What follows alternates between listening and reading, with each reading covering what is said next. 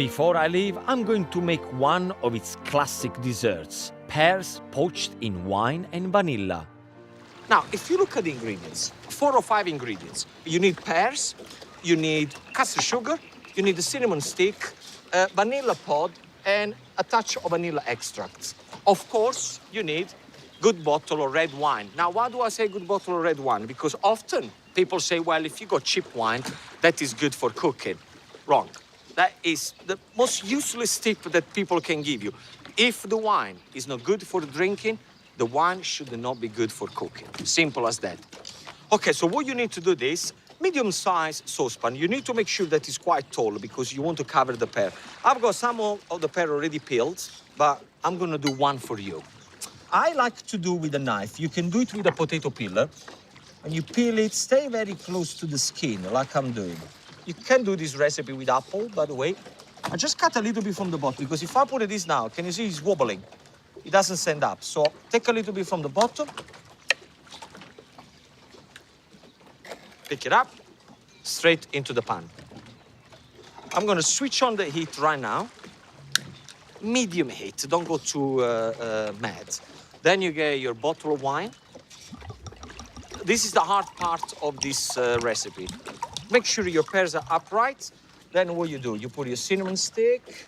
This is gonna give an excellent flavor. Your vanilla stick goes in there. I like to put 2 teaspoons of vanilla extracts and then caster sugar. What's gonna happen is gonna create a nice, thick, shiny syrup that we're gonna serve the pear with. When you cover it with a leaf, just leave a little bit. Just leave a little bit like that, half an hour. But what I want you to do, every 10 minutes, just go there, move the pears around, and the job is done. So let me show you after half an hour. Take them out. Look at those pears. Beautiful, beautiful, beautiful color. And keep the heat on a medium because we're gonna keep cooking the red wine until it becomes a syrup. Reduce the red wine down for half an hour. Then drizzle the syrup over the cooked pears. Minimum effort, maximum satisfaction. Buttati al cufaniello, ragazzi. Are you ready? Ecco qua, signora. Grazie. Buon appetito. Grazie. Io non lo ascolto. Deliziosa. Buona? Buonissimo. Signora, che dice lei? Molto buono. This is the way to end such a beautiful day like this. The view, great people, amazing foods. E la ciliegina sulla torta. La ciliegina o la pera sulla torta. O la pera. Yeah. Ottimo. Questa è la pera. He said, this is the cherry on the cake. No, I said, no, this is the pear on the cake. Pure voi. I can definitely win the Tour of Italy and Tour de France with this bike. Let me tell you that. But you need a battery, eh? Oh, guys, I think I'm done here. I'll tell you what we're gonna do. Oh, you're gonna go that way, and I'm gonna go to do some cooking. Bye-bye. Okay, see you. Ciao. While they get some serious miles in, I'm going to cook them a winning dinner. Inspired by my trip to Milan, it's their oldest and most famous dish, Veal Milanese.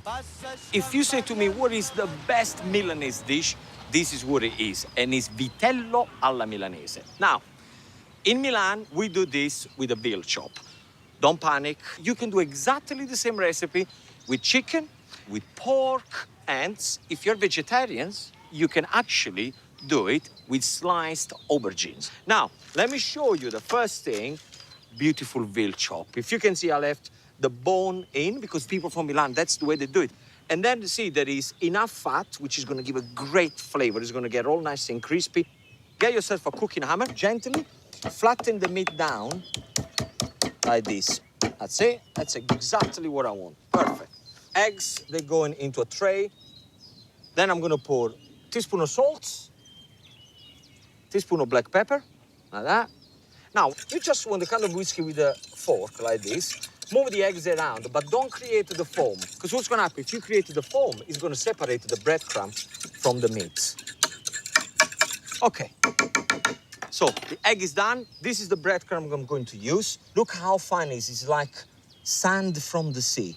Pour oil into your pan, add heat, 2 cloves of garlic and some fresh sprigs of rosemary. Now, you get your veal chop straight into the breadcrumb, like that. Give it a shake, and then you go straight into the egg. Make sure that the whole chop is coated by the egg. And now, it's gonna go straight into the breadcrumb again. So we give it a double coating. The other tip I can give you, if you pick up a little bit of breadcrumb, if you see that it foams around the breadcrumb, it means that it's absolutely ready. Now, look what I'm doing. The back of the knife, not the blade, the back of the knife. 1, 2, 3. Turn it around. 1, 2, 3. I'm creating this crisscross, so it's not gonna curl. It's gonna be nice and flat. Straight in, 4 minutes on each side. Look at that. This is absolutely perfect. Now, put on some kitchen paper. While the veal rests for a few minutes, make a salad with fresh leaves, lemon juice, extra virgin olive oil, and a pinch of salt. This is gonna be fresh, healthy, delicious. Now, get your Vitello alla Milanese on one side, get your little fresh lemon salad on the other. Yes, Milano is famous for fashion, but to me, the most famous thing that they have is right here in front of you. Vitello alla Milanese.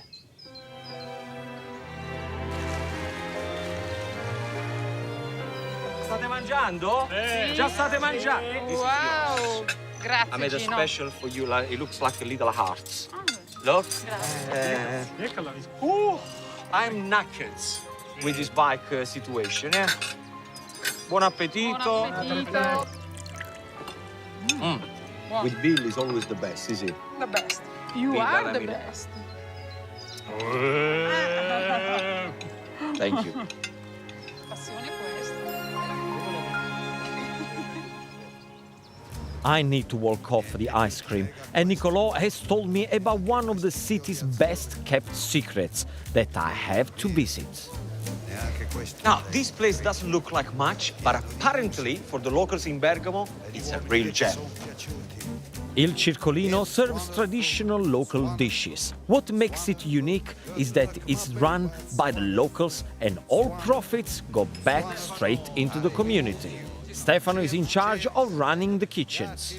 Tell me the story of this place. It has been a church, it has been a prison, and it's been changed in the last 30 years in a restaurant. So this is a place for the community now. Exactly. We start with the meal and wheels, taking the Food brand- to people. the food yeah. to people. But now you have people coming here.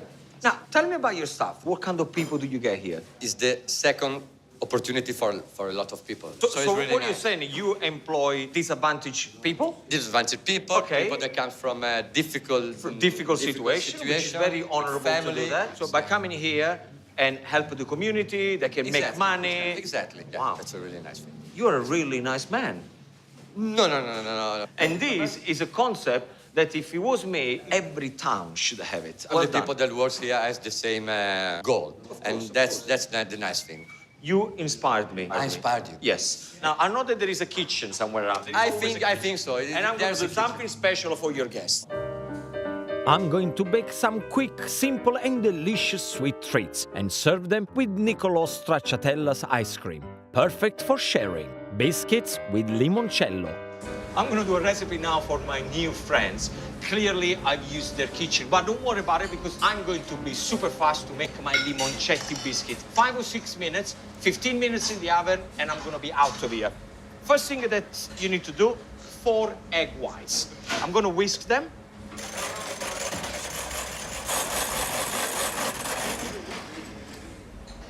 And you know when the egg white is ready, when you can do this. Look. Okay? Yes. Very good, very good. Now, egg white done, get yourself a wooden spoon. In there is gonna go straight away caster sugar, like that. And start to fold everything in. Then in there we're gonna put ground almonds, like this. Make sure that you fold from the bottom to the top so you don't lose any egg white hair that is in the mixture. grate the skin of the lemon, like this. When you use the skin, you get a better result, especially when you make biscuit, because the paste is not gonna get too wet and they're gonna stay nice and firm. So, 2 large lemons, okay? Keep folding, like that, okay. Limoncello liqueur goes in there. I told you this was an express recipe. Can you do me a favor? Is the oven on 180 degrees? Yeah? Good, good, good. Thank you. Whenever you do the mixture, straight away, you're gonna cook it. Get a tray. I'm putting a little bit of baking paper, and then what I'll do, underneath the baking paper, I put a touch of butter so it stays down. Get yourself a teaspoon. And leave a couple of centimeters between one biscuit to other because they're gonna slightly expand. Like this. Boys, do you like biscuit? Yeah. Very good. You're in for a treat. Now, once this is done, in the oven, chef. Oven, please. 15 minutes. 15 minuti. 15 minutes, and the job is done. There they are.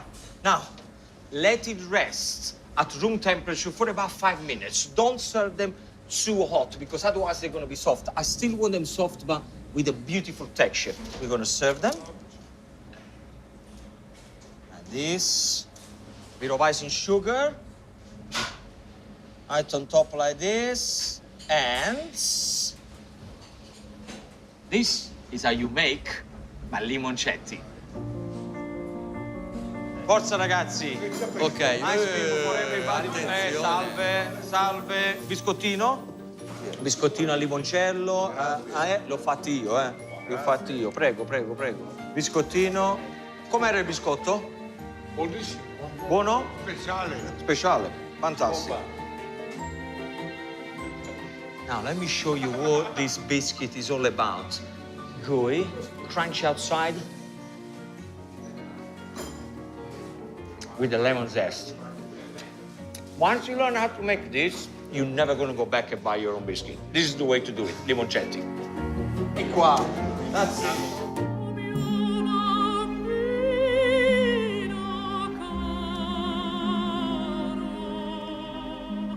These walls are what Lucca is famous for. First, they were built by the Romans, and they form an almost perfect circle around the city.